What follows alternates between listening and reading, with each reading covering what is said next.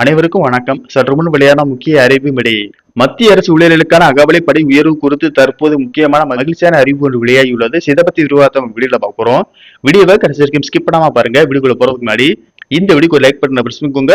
இப்பதான் இந்த சேனலுக்கு ஃபர்ஸ்ட் டைம் இருக்கீங்கன்னா சப்ஸ்கிரைப் பட்டனை பிரஸ் பண்ணிக்கோங்க. கூடவே பெல் ஐகான் பட்டனை பிரஸ் பண்ணிக்கோங்க. வாங்க வீடியோக்குள்ள போகலாம். மத்திய அரசு ஊழியர்களுக்கும் ஓய்வூதியதாரர்களுக்கும் ஒரு நல்ல செய்தி வந்துள்ளது. இந்த காத்திருப்புக்கு பிறகு அகவிலைப்படி உயர்வு இந்த வாரம் அறிவிக்கப்படும் என்று கூறப்படுகிறது. இதனால் லட்சக்கணக்கான ஊழியர்கள் மற்றும் ஓய்வூதியதாரர்களின் சம்பளம் மற்றும் ஓய்வூதியத்தில் கணிசமான உயர்வு ஏற்படும்.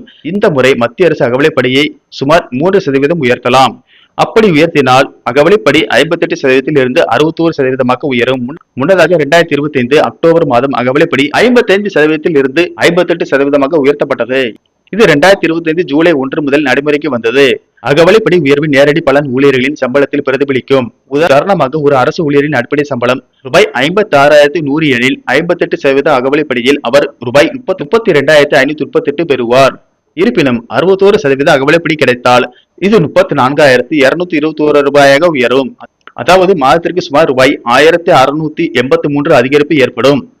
மேலும் ஜனவரி முதல் மார்ச் வரையிலான 3 மாதங்களுக்கான நிலுவைத் தொகையும் சேர்க்கப்படும். இதன் விளைவாக ஏப்ரல் மாத சம்பளத்துடன் கூடுதலாக சுமார் 6,732 ரூபாய் கிடைக்கலாம். இருப்பினும் இந்த தொகை ஒவ்வொரு ஊழியரின் அடிப்படை சம்பளத்தை பொறுத்து மாறுபடும்.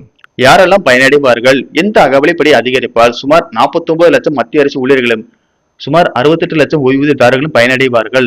அதிகரித்து வரும் பணவீக்கத்திற்கு மத்தியில் இந்த நிவாரணம் அவர்களுக்கு மிகவும் முக்கியமானதாக கருதப்படுகிறது. அகவிலைப்படி என்பது அரசு ஊழியர்களின் சம்பளத்தில் இருந்து பணவீக்கத்தின் தாக்கத்தை குறைப்பதற்காக வழங்கப்படும் ஒரு பகுதியாகும். விலையேற்றம் இருந்த போதிலும் ஊழியர்கள் தங்கள் செலவுகளை சமாளிக்கும் வகையில் அவர்களின் வாங்கும் சக்தியை பராமரிப்பதே இதன் நோக்கமாகும். 8வது ஊதிய குழுவிற்கான செயல்முறையை மத்திய அரசு தொடர்ந்து மேற்கொண்டு வருகிறது. இது முதலில் 2026 ஜனவரி 1 அன்று செயல்படுத்த திட்டமிடப்பட்டிருந்தாலும் தற்போது 2027 ஆண்டின் மத்தியில் செயல்படுத்தப்படும் என்று எதிர்பார்க்கப்படுகிறது. தற்போதைக்கு ஊழியர்களுக்கான மிகப்பெரிய நிவாரணம் அகவிலைப்படி அதிகரிப்பாக இருக்கும். இதற்கான அறிவிப்பு இன்னும் சில நாட்களில் கிடைக்கும் என்று கூறப்படுகிறது. நன்றி, வணக்கம்.